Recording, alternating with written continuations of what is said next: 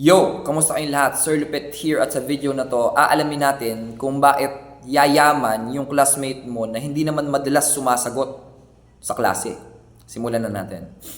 Okay? So, ang sasabihin ko ngayon na paliwanag ay based sa mga nakikita ko, sa experience ko, sa sarili ko at sa mga classmate ko noong nag-aaral pa kami mula elementary, high school hanggang college.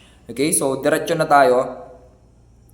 Para sa akin, based sa observation ko, mas malaki ang chance na yumaman sa buhay to the point na maging milyonaryo talaga, no? Makaipon ng maraming pera, maraming assets, or maraming pagmamayari, ari-arian, makabili ng lupa, makabili ng magandang sasakyan, magandang bahay, yung mga classmate mo na hindi gaanong active sa klase ngayon habang nag-aaral pa kayo.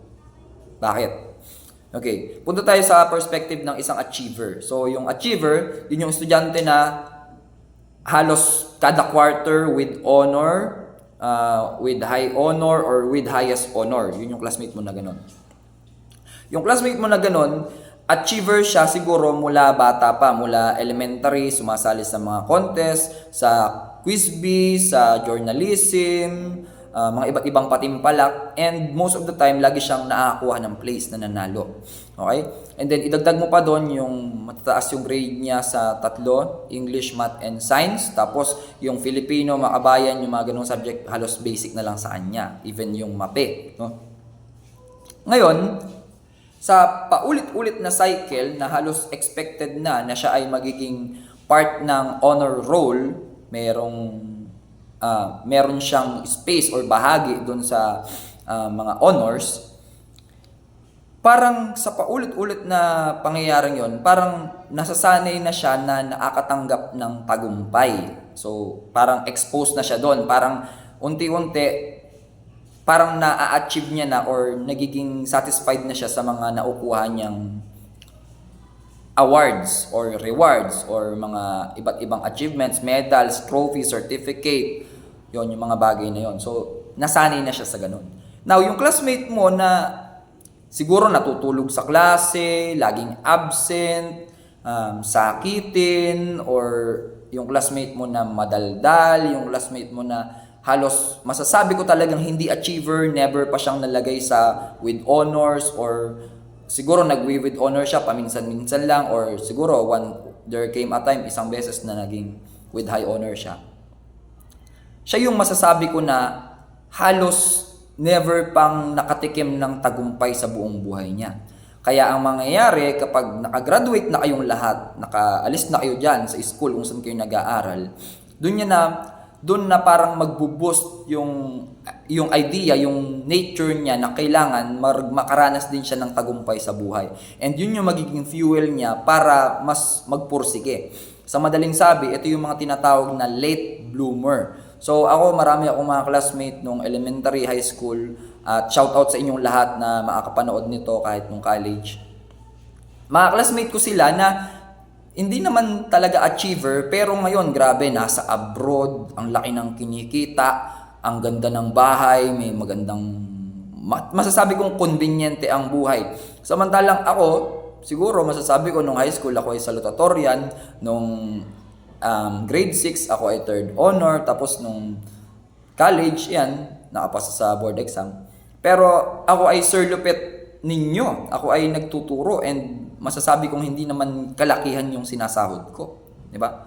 Pero kung titignan ko yung mga classmate ko na hindi naman ganun kagaling sa klase noon, sila yung mga angat sa buhay ngayon. Bakit? Kasi sa palagay ko lang halos nalunod na ako sa dinami-dami ng award ng tanggap ko.